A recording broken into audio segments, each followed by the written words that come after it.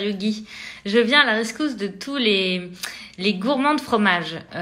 Bon, c'est vrai que les fromages, c'est allergisant et plutôt inflammatoire, hein. Vous savez que j'ai tendance à vous dire 1 à 3 fois par semaine. 3 fois par semaine, c'est déjà conséquent.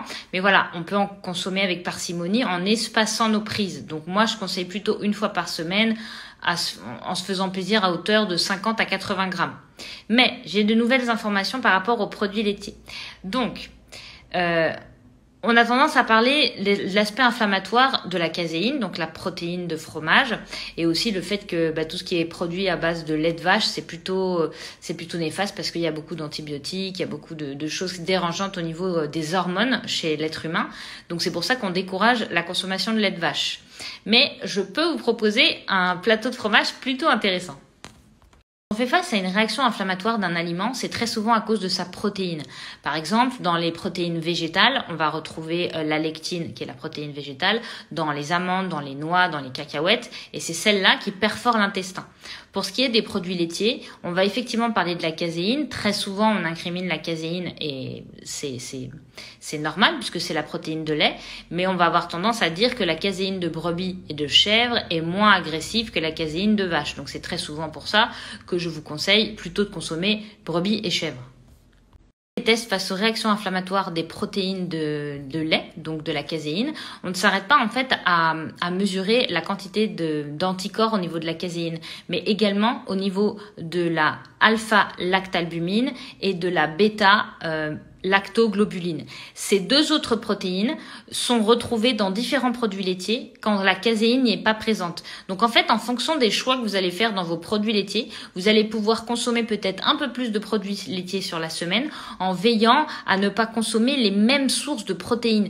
Dans ce cas, ça vous permettrait d'avoir une certaine quantité de caséine par semaine et une certaine quantité des deux autres protéines. Mais du coup, si vous êtes pas intolérant à l'un ou à l'autre, au final, vous diminuez les réactions inflammatoires et les possibilités d'abîmer votre métabolisme. Après la théorie, la pratique. Qu'est-ce que ça veut dire dans l'assiette? Alors, vous allez avoir les fromages à pâte dure, tout ce qui va être comté, tout ce qui va être tome de chèvre, tome de brebis, toutes les pâtes dures, celles qu'on vous recommande de consommer en alimentation cétogène. Celles-ci, elles sont riches en caséine, mais elles sont dépourvues des deux autres protéines. Donc si vous n'étiez pas sensible à la caséine, mais sensible aux autres, vous pourriez consommer ce type de fromage plus souvent. Si en revanche vous êtes sensible à la caséine, il va falloir vous orienter vers les deux autres sources de protéines. Il est possible que vous ne soyez pas intolérant à cela. Dans ce cas-là, on va les retrouver dans tout ce qui est petit lait. Et le petit lait, on va le retrouver dans le fromage qui s'appelle la ricotta. Donc si par exemple vous étiez allergique à la caséine ou intolérant à la caséine et pas aux deux autres, vous pourriez manger de la ricotta plus souvent. La crème fraîche, en revanche, la crème fraîche contient les 3 protéines. Elle contient le petit lait et la caséine. Donc, il va falloir faire attention quand on consomme la crème fraîche.